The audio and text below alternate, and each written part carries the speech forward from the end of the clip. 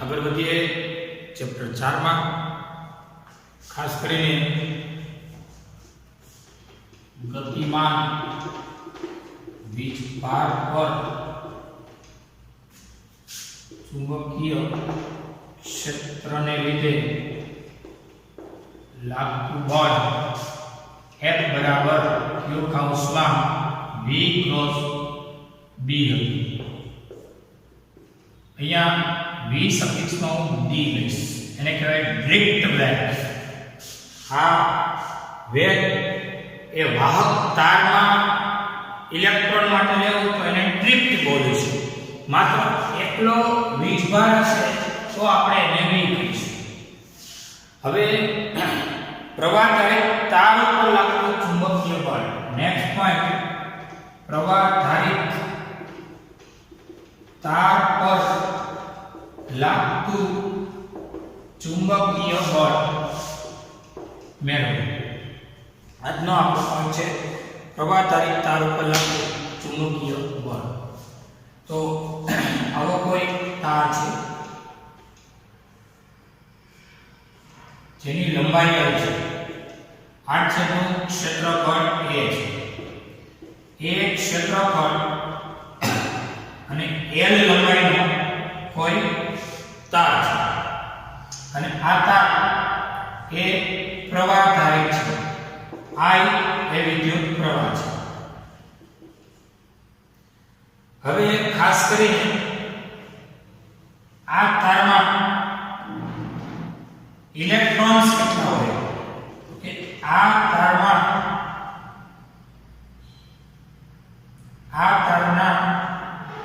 એક ઇલેક્ટ્રોનની સંખ્યા આ તારના કોઈ એક ઇલેક્ટ્રોન માટે એકમ કદમાં ઇલેક્ટ્રોન સંખ્યા, જેને કહેવાય સંખ્યા ઘનતા. આના પરથી n બરાબર nv, એટલે કે n બરાબર સ્મોલ n અને v એટલે આ તારનું વોલ્યુમ. વોલ્યુમ થશે પાઈ r સ્ક્વેર l, નળાકાર છે અને પાઈ r સ્ક્વેર ને કહેવાય a, 8 છેદનું ક્ષેત્રફળ ગુણ્યા લંબાઈ. આવું એનું વોલ્યુમ થશે. વોલ્યુમ એટલે a. આ સંખ્યા છે.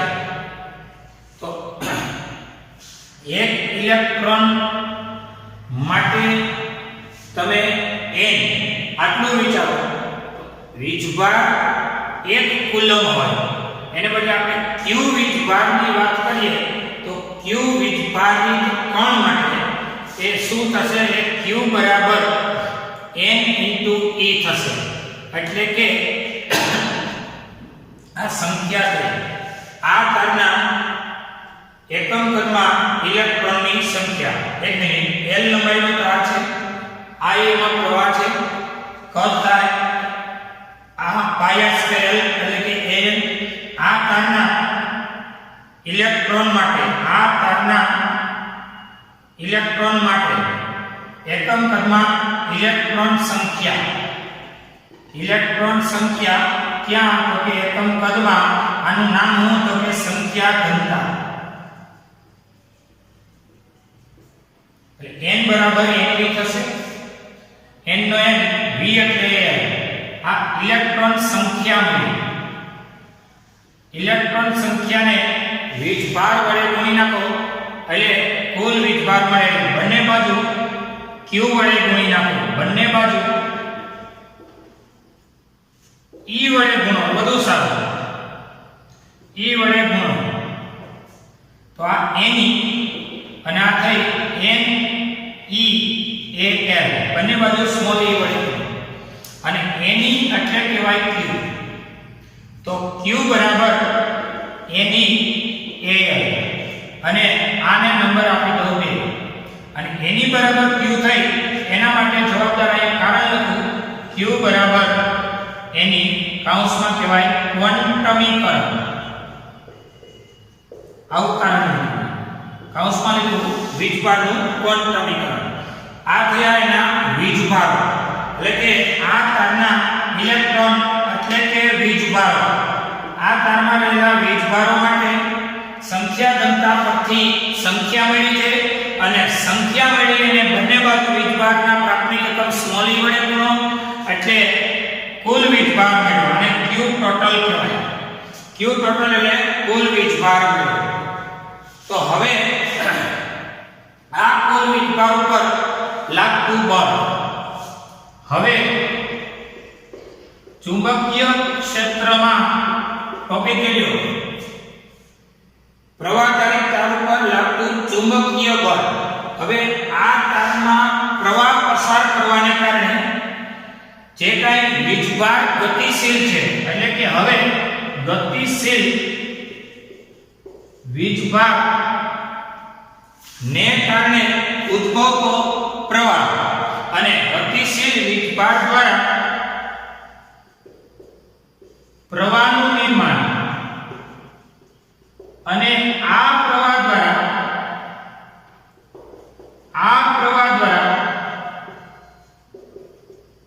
ચુંબકીય ક્ષેત્ર. યાદ રાખજો, પ્રવાહધારી તાર પોકે છે અને એનો મતલબ એ કે અહીંયા બેટરી છે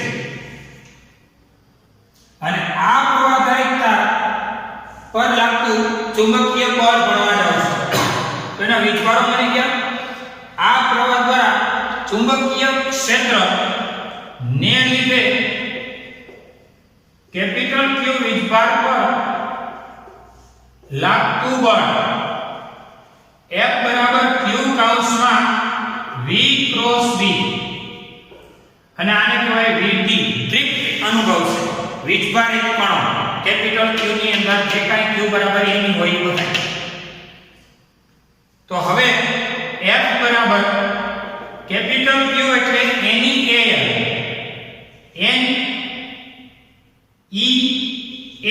NEAL આ કેપિટલ Q કૌંસમાં V ક્રોસ B. હવે તમે જાણો છો F બરાબર J બરાબર NEVD, તો N E અને VD એને કહી દઉં J AL અને cross B. J AL J એ સદિશ રાશિ છે અને અહીંયા હું તમને કારણ આપી દઉં છું J બરાબર NEVD અને J સદિશ રાશિ છે તો J કઈ પેટર્ન બતાવે છે. ચલો અહીંયા જોઈ લો કે F બરાબર J A એને કહેવાય R L અને ક્રોસ B. J A એટલે કે આ સ્ટેપ જોજો, આ સ્ટેપ નો અભ્યાસ આપણે અહીંયા કરી રહ્યા છીએ. J A એને I શા માટે કહેવાય? એનું કારણ છે કે વિદ્યુત પ્રવાહ ઘનતા J એટલે એકમ ક્ષેત્રફળમાંથી પસાર થતો પ્રવાહ. તો પછી J એટલે I by A, તો J A હોય ને J A એટલે I રહ્યો J J into A એટલે I. તો આ J into A ની જગ્યાએ આપણે I મૂકી into L અને ક્રોસ B અને F બરાબર I L ક્રોસ B, જેમાં F નું માન લ્યો તો કહેવાય I L B. એમાં I L ને કહેવાય પ્રવાહ ખંડ, પ્રવાહની દિશાનો તારની લંબાઈનો ખંડ અને B એટલે ચુંબકીય ક્ષેત્ર. આમાં પણ જમણા હાથના સ્ક્રૂના નિયમનો ઉપયોગ કરીશું. ફરીથી પ્રવાહધારી તાર પર લાગતું ચુંબકીય બળ. તો આ પ્રવાહધારી તાર જેનું ક્ષેત્રફળ એ છે, તારની લંબાઈ L છે, પ્રવાહ I છે, એનું કદ થશે પાયા સ્ક્વેર પ્રતિ 8 નું ક્ષેત્રફળ ગુણ્યા L એટલે એની લંબાઈ. સમીકરણ એકમ કદમાં રહેલા ઇલેક્ટ્રોનની સંખ્યા જેને કહેવાય સંખ્યા ઘનતા n મળી ગયું NV અને V એટલે AL. હવે બંને બાજુ E વડે ગુણો તો NE બરાબર NEAL, તો NE એટલે Q, Q બરાબર NE અને NE નંબર 2. હવે ગતિશીલ વીજભાર દ્વારા પ્રવાહનું નિર્માણ થયું છે અને આ પ્રવાહધારી તાર પર લાગતું ચુંબકીય બળ મેળવવા આ પ્રવાહધારી તાર દ્વારા ચુંબકીય ક્ષેત્રને લીધે q વીજભાર ઉપર બળ લાગશે અને આ બળ F બરાબર q કૌંસમાં v ક્રોસ b છે. જે સૂત્રમાં q બરાબર મૂકી દો NEL એટલે કે એની vd ને કહેવાય JAL ક્રોસ b થશે EL અને JA જેને કહેવાશે IL ક્રોસ b આ બળનું સૂત્ર જેમાં J એ વિદ્યુત પ્રવાહ ઘનતા છે એને કહેવાય I/A એટલે I બરાબર J J ની જગ્યાએ I મૂકી શકો એનું મૂલ્ય કહેવાય ILB. અહીંયા સુધી જરા નજર કરી લો.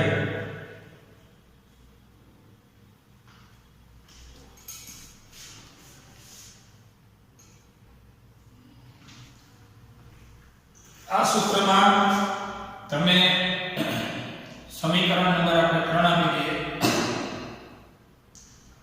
આ પ્રવાહ ધારિત તાર નો નાનો ખંડ લઈ લો. નાનો ખંડ એને કહેવાય IDL અને પ્રવાહ ખંડ કહેવાય. તો સમીકરણ 3 પરથી સુરેખ તાર માટે તમે આવું પણ લખી શકો છો કે સરવાળામાં IDL IL ની જગ્યાએ DL કારણ કે DL પાછો DL DL DL DL DL DL DL નો સરવાળો થાય અને L બને અને ક્રોસ B એટલે કે આવું તમે બળનું સૂત્ર લખી શકો છો. આ સૂત્રનું કોઈ ખાસ મહત્વ નથી. આનું મહત્વ છે આ છે.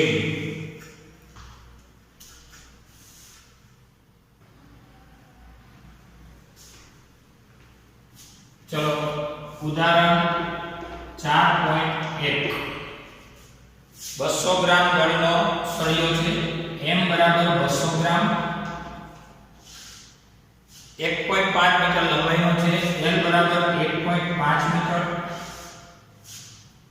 एवो सीधो तार 2 एम्पियर प्रवाह धरावे छे. प्रवाह I बराबर 2 एम्पियर समक्षितिज અને સમાન ચુંબકીય ક્ષેત્રમાં હવામાં લટકેલો રાખેલો છે. ચુંબકીય ક્ષેત્રનું મૂલ્ય કેટલું? સમક્ષિતિજ સમાન ચુંબકીય ક્ષેત્ર બીમાં સમક્ષિતિજ તેમજ સમાન ચુંબકીય ક્ષેત્ર બીમાં હવામાં લટકતો રાખવા તમારે b નું મૂલ્ય કેટલું? આવો પ્રશ્ન છે. તો પ્રવાહ ધારિત તાર છે જેની લંબાઈ આટલી છે તેનું દળ SI માં નથી CGS માં છે એને SI માં ફેરવીએ 210 ની -3 કિલોગ્રામ થશે. કિલોગ્રામ આ મીટર આ એમ્પિયર. ટૂંકમાં પ્રવાહ ધારિત તાર છે. આ તારને સમક્ષિતિજ એટલે કે x અક્ષ પર હવામાં લટકતો રાખવો છે. કોઈ પદાર્થ લટકતો તો જ રહે કે જેની ઉપર એક્શન લાગતી હોય ને એવડી જ રિએક્શન ફોર્સ લાગે. હવે એક્શન તો કોની લાગવાની? પૃથ્વીને કારણે અને પૃથ્વીને કારણે એક્શન ફોર્સ લાગશે mg. આ થયો વેગ ફોર્સ એ માસને કારણે. તો એનો વિરોધ કરતું બળ લાગવું જોઈએ. તો આપણે હમણાં જ કહી ગયા કે પ્રવાહ ધારિત તાર માટે લાગતા બળનું સૂત્ર હતું ILB. IL ક્રોસ B હતું. એનું મેક્સિમમ મૂલ્ય કહેવાય ILB sin 90 ડિગ્રી અને sin એવું 1 એટલે ILB. આ પ્રવાહ ધારિત તારને ચુંબકીય ક્ષેત્રમાં મૂકવાથી પહેલા હું કહી કે આ પ્રવાહ ધારિત તારને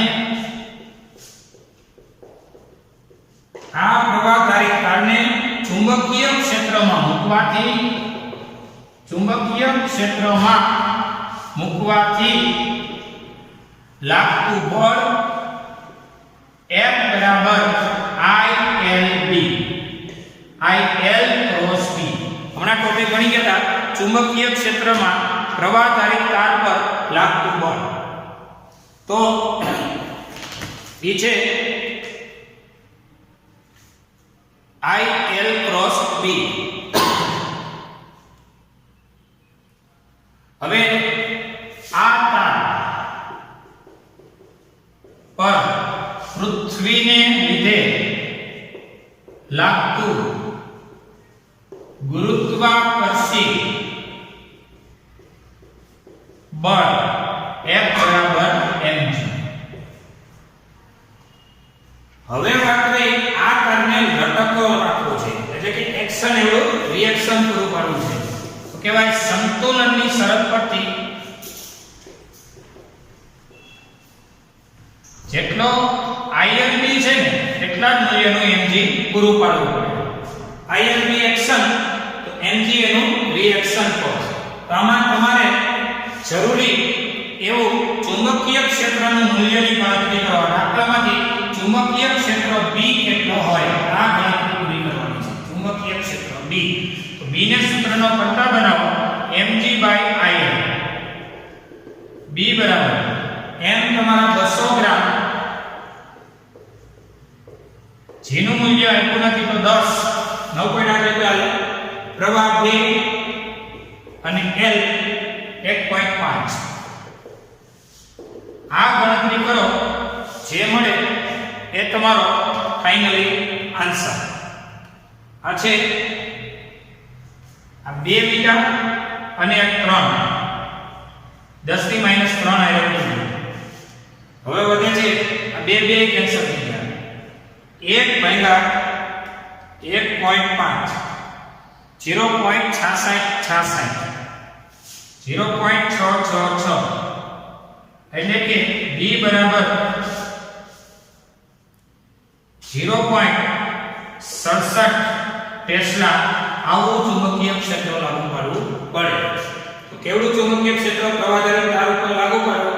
તો કે પ્રવાહધારિત તારને ચુંબકીય ક્ષેત્રમાં મૂકવાથી લાગતું બળ F બરાબર ILB. આપણે આની પહેલાનો ક્વેશ્ચન એવો ભણ્યા હતા, પ્રવાહધારિત વાહક તાર ઉપર લાગતું ચુંબકીય બળ. પ્રવાહધારિત તાર હોય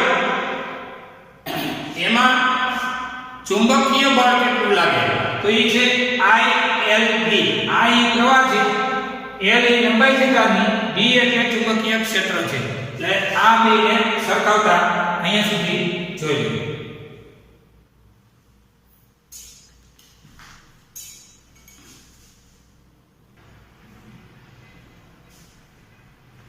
ચલો ઉદાહરણ નંબર 4.2.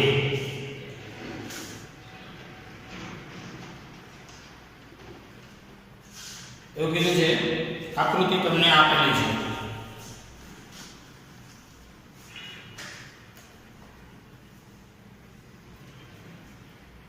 જો આની પહેલાના ઉદાહરણમાં એવું હતું કે ભાઈ પ્રવાહધારિત તાર હતો, એ સંતુલનમાં રહે એ માટે ચુંબકીય ક્ષેત્ર કેટલું? તમે જમણા હાથના સ્ક્રૂનો નિયમનો ઉપયોગ કરો તો બળનું સૂત્ર છે F બરાબર IL અને ક્રોસ B. જોજો જરા IL ની દિશામાં પહેલી આંગળી, હવે આ પ્રવાહની દિશામાં પહેલી આંગળી થાય. હવે B ની દિશામાં બીજી આંગળી. હવે પહેલા તો B ક્યાં હોય? તો B મેળવવો હોય ને તો તમારે છે ને એક જ કામ કરવાનું, ઓર્સ્ટેડને પૂછી આવવાનું. ઓર્સ્ટેડના પ્રયોગમાં આપણે એવું કીધું હતું કે અંગૂઠાની દિશામાં પ્રવાહની દિશા વિચારો, આંગળીઓ જે દિશામાં ખસે એ ચુંબકીય ક્ષેત્ર કહેવાય. જો અહીંયા બહાર નીકળે છે, બહાર નીકળે એને ડોટ, અને અંગૂઠો રાખતા અહીંયા અંદર જાય છે, અંદર જાય એને ચોકડી. હવે જો પ્રવાહધારિત તાર ચુંબકીય ક્ષેત્રની અસરમાં આવ્યો અને હવે આપણે એવું કહેતા હતા કે આ બળનું મૂલ્ય કેટલું? બળનું મૂલ્ય ચેક કરવા જાવ ને તો IL ની દિશામાં પહેલી આંગળી IL આમ છે, હવે B ની દિશામાં બીજી આંગળી, એટલે B તો અંદર છે, IL એટલે જમણી બાજુ, B એટલે એને લંબ, તો આનું મૂલ્ય કાઢો તો ILB કહેવાય ILB. આ રીતે આપણે સમીકરણ 1 મેન્ટેન કરેલું હતું.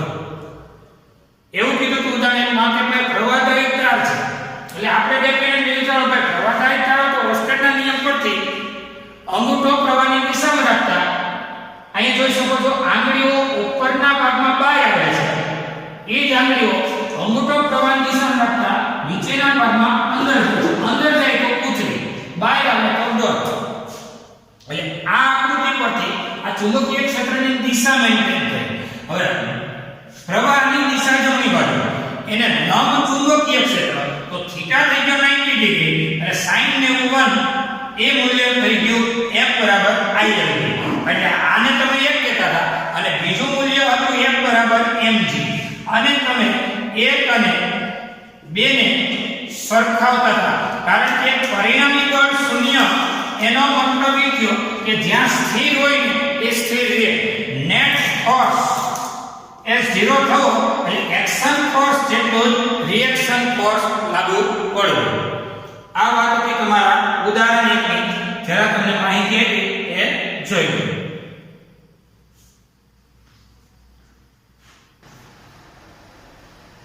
ચલો ઉદાહરણ 4.2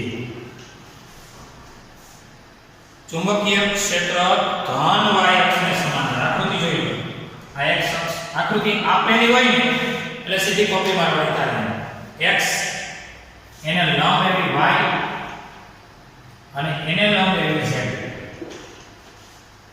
જનરલી આપણે x y અને z લખતા હોઈએ છીએ. આને કહેવાય એન્ટી ક્લોકવાઇઝ. અહીંયા આપણને x y અને z આ રીતે આપેલું છે. x એને લંબ y એટલે y અહીંયા આપેલું છે અને એને લંબ z. આ રીતે તમને આકૃતિ આપેલી છે. ત્રણેય અક્ષો પરસ્પર લંબ હોવાની એટલે વાત પૂરી. અહીં ચુંબકીય ક્ષેત્ર ધન y અક્ષને સમાંતર છે. ચલો ધન y અક્ષ ક્યાં છે? તો કે ધન y અક્ષ x z સમતલને લંબ અંદર તરફ છે. ટૂંકમાં અંદર જતી દિશાનું ધન y અહીંયા છે અને એ દિશામાં ચુંબકીય ક્ષેત્ર છે. તો ચુંબકીય ક્ષેત્ર અંદર જતું હોય એટલે ચોખ્ખું, બહાર આવતું હોય તો ડોટ. અંદર તરફનું ચુંબકીય ક્ષેત્ર છે. આ x અક્ષ છે. ચુંબકીય ક્ષેત્ર અંદર જાય છે. બીજું અહીં વિદ્યુતભારિત કણ ધન x દિશામાં ગતિ કરે છે. ધન x દિશાને આ વિદ્યુતભારિત કણ નો વેગ પહેલો મુદ્દો ચુંબકીય ક્ષેત્ર અહીંયા હું કહી દઉં કે આપણા બોર્ડના સમતલને લંબ અંદર તરફ છે. ચુંબકીય ક્ષેત્ર ધન y અક્ષ પર છે. બીજો મુદ્દો કયો હતો કે વિદ્યુતભારિત કણ ધન x અક્ષ પર v વેગથી ગતિ કરે છે. આ આપણો સવાલ છે. પહેલો પ્રશ્ન, આ વિદ્યુતભારિત કણ ઋણ વીજભાર હોય. બીજો પ્રશ્ન, આ વીજભારિત કણ ધન વીજભાર હશે.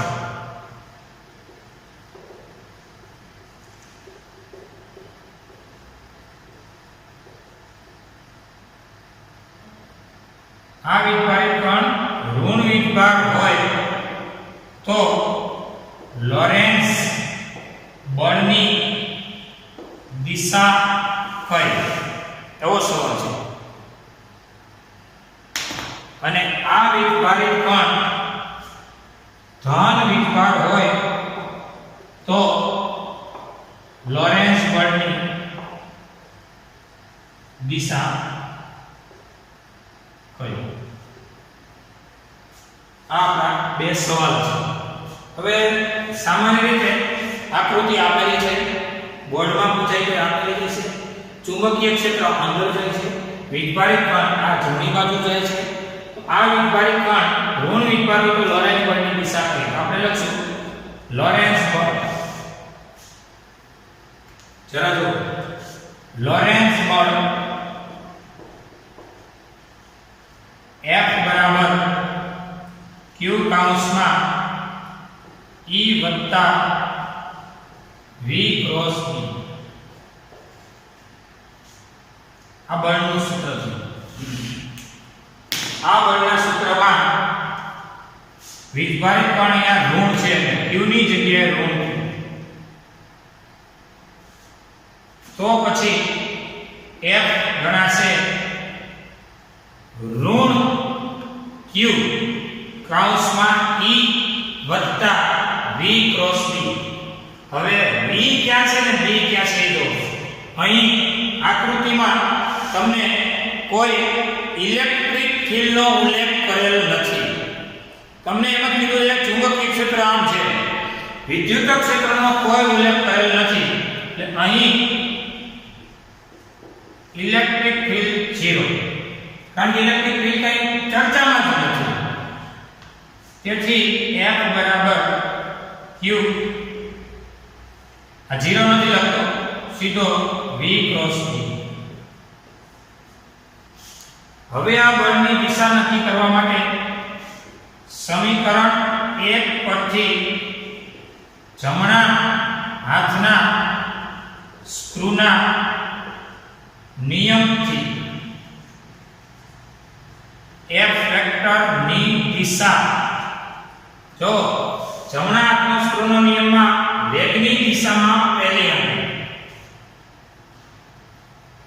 જરા ધ્યાન આપજો, વેગની દિશામાં પહેલી આંગળી, b ની દિશામાં બીજી આંગળી, બળ લાગશે ઉપર તરફ એટલે કે z દિશામાં, પણ નિશાની છે માઈનસ એટલે માઈનસ z તરફ લાગશે.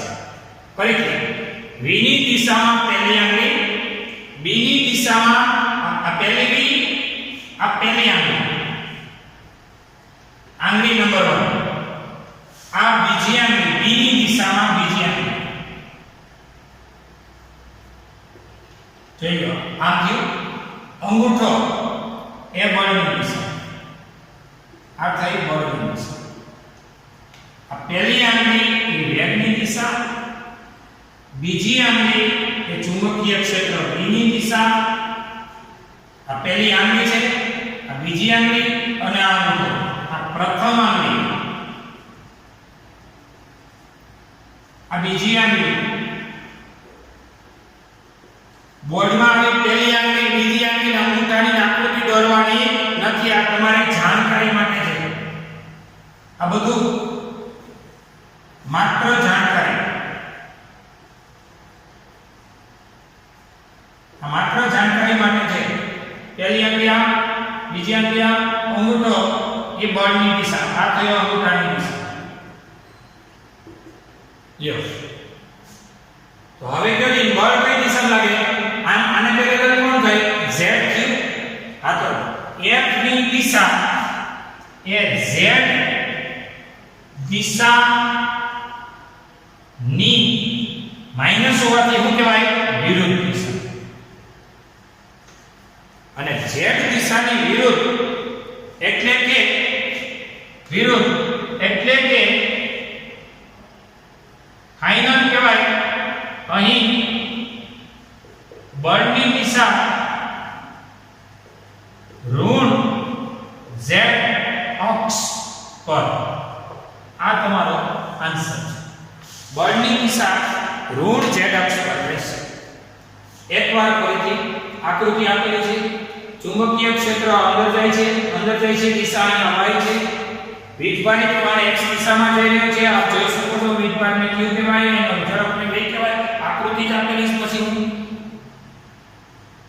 આ વીજભારિત કણ જો ઋણ ભારિત કણ હોય તો લોરેન્સ બળ માટે q ની જગ્યાએ ઋણ q, ઇલેક્ટ્રિક ફિલ્ડ તો ડેટામાં છે જ નહીં એટલે આપેલ નથી તો 0 માહિતી નથી. V ક્રોસ B એમાં q ની જગ્યાએ માઈનસ.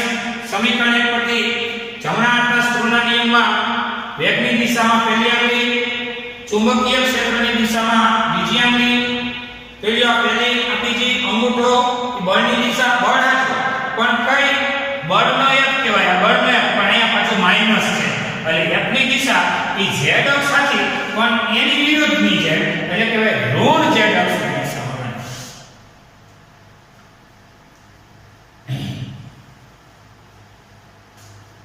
અહીં સુધી આવે છે, ગીટા સુધી આવે છે. હવે આ વિભારિત કોણ ધન વિભાર હોય તો લોરેન્સ બળની દિશા કઈ? તો સિમ્પલ છે, લોરેન્સ બળ. ચલો જો લોરેન્સ બળ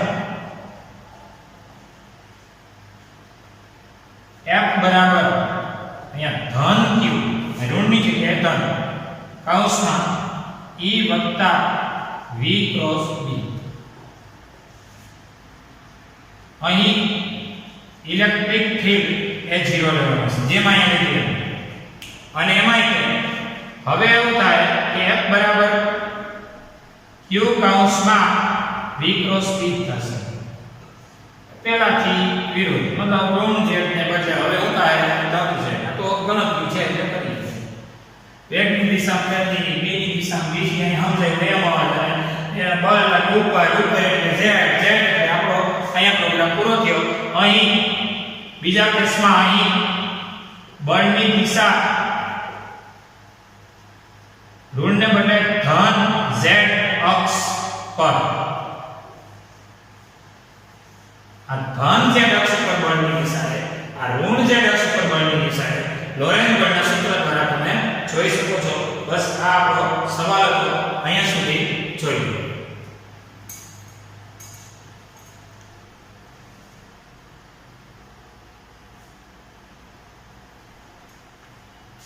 ચાલો જો ચુંબકીય ક્ષેત્રમાં વીજભારિત કણની ગતિ.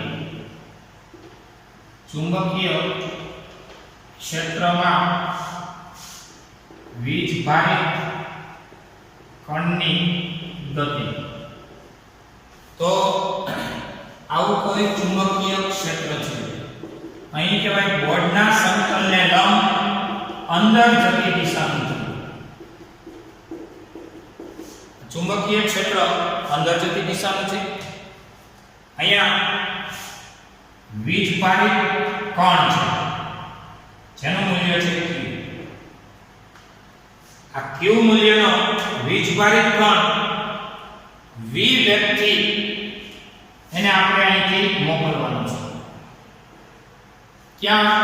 ચુંબકીય ક્ષેત્રને લંબ v વેગથી મોકલશો તો લાગતું બળ કહેવાય q કૌંસમાં v ક્રોસ b. એમાંય જોઈ શકો છો કે આનું મૂલ્ય કહેવાય fm નું માન છે qvb sin 90 ડિગ્રી. v આમ છે, b લંબ છે, sin 91 એટલે મૂલ્ય qqv. qvb આવું મૂલ્ય છે. હવે દિશાની વાત કરીએ તો આમ જ નથી થતો. દળ તારીખ હોય માત્ર દળ તારીખ કણ v વેગથી જતો હોય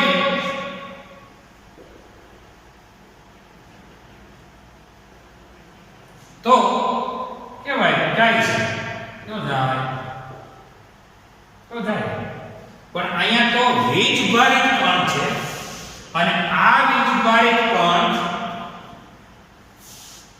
દળ તારીખ હોવાનું પણ ચુંબકીય ક્ષેત્રને લંબ જાય છે એટલે આટલું એને બળ લાગે. બળની દિશા કઈ? તો પહેલી આંગળી પહેલા સદિશની દિશામાં. ચલો જો બીજી આંગળી બીજા સદિશમાં. જો બળ લાગે છે ઉપર. હવે બળ આમ લાગે અને જાવું હોય આમ તો અંતે જાહે ક્યાં? તો એના માટે સમાંતર બાજુ ચતુષ્કોણનો નિયમ 11 સાયન્સમાં તમે ભણી ગયા છો કે આને સમાંતર એટલે આ પરિણામી બળની દિશામાં થશે. એટલે પરિણામી બળ એટલે આ દિશામાં એ ગતિ કરશે.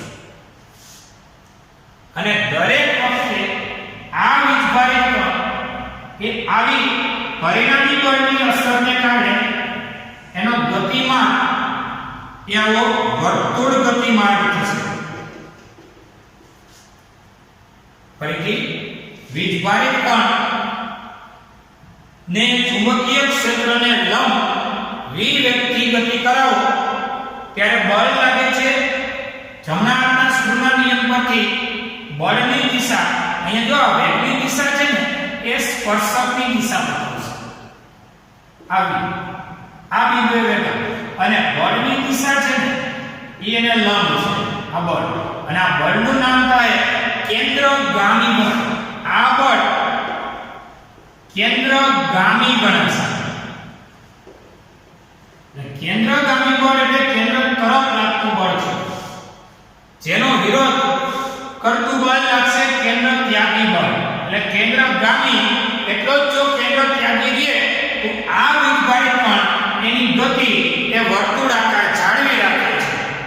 તો કેન્દ્રગામી બળ કહેવાય અહીંયા QVB.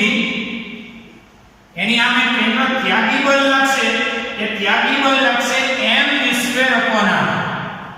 એ વેગ આધારિત બળ છે, દળને કારણે લાગે. અને r એટલે વક્ર માર્ગની રેડિયસ થઈ. સ્મોલ r ત્રિજ્યાના માર્ગે વર્તુળ ગતિ કરતો સ્મોલ q વીજભાર છે. થોડી વાર લાગશે પણ સમજાશે. દાખલા તરીકે કોઈ વ્યક્તિ એક શખ્સ ઉપર દોડતો જતો હોય અને તમે એનો હાથ ખેંચી રાખો તો એ નથી એક શખ્સ ઉપર જવાનો, નથી તમારી બાજુ આવવાનો, અને એ પોતે વક્ર માર્ગે ગતિ કરશે. યાદ કરો, કોઈ આમ જતો હોય એને કોઈ આમ ખેંચે તો નથી આ એક દિશામાં જઈ શકતો, નથી આ દિશામાં જઈ શકતો, કે જાય ક્યાં તો કે વર્તુળ ગતિમાં આગળ વધશે. આ ગતિને વર્તુળ ગતિ. અને અહીંયા એક v કેન્સલ. તો r બરાબર થયો mv/qv. આ r ને કહેવાય ગતિ માર્ગની ત્રિજ્યા. આ ગતિ માર્ગ વર્તુળ ગતિ માર્ગ થવાનું કારણ છે બે પ્રકારની સદિશ અસરમાં આ કણ છે. એક વેગની દિશા અને એક બળની દિશા. અને તમને થતું હોય કે આ વીજભારિત કણ ને બાહ્ય ક્ષેત્રમાં શા માટે આ લાવવું પડે છે. આ કોન્સેપ્ટ ભણતા તમે ભણશો સાયક્લોટ્રોન, અને સાયક્લોટ્રોનનો ઉપયોગ થશે કોઈ દ્રવ્યના બંધારણનો અભ્યાસ કરવા માટે. કારણ કે આવો પ્રચંડ વેગમાન વાળો વીજભારિત કણ એ દ્રવ્યમાં છે ઊંડે સુધી જઈ અને અભ્યાસ કરાવી શકશે, દ્રવ્યના બંધારણનો અભ્યાસ કરવા માટે.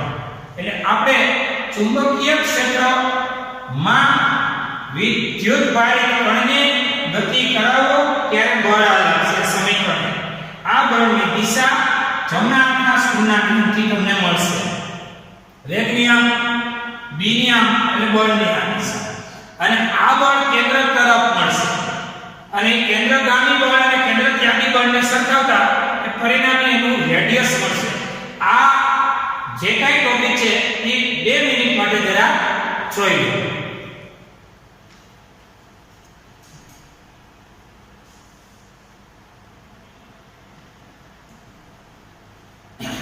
આપણા આ ટોપિકનો ડીપમાં અભ્યાસ આના પછીના લેક્ચરમાં જ કરીશું. અત્યારે ડેઈલી ટેસ્ટ નોંધી લો. આ ચેપ્ટરનું ઉદાહરણ પહેલું અને ઉદાહરણ બીજું, આ બંને ડેઈલી ટેસ્ટમાં તમે નોંધી શકો છો. અને આનો વિશેષ અભ્યાસ આના પછીના નેક્સ્ટ લેક્ચરમાં કરશું. ત્યાં સુધી જરા તમે સૂત્રને વધુ તૈયારીમાં આગળ વધારો. અહીંયા આપણો લેક્ચર પૂરો થાય.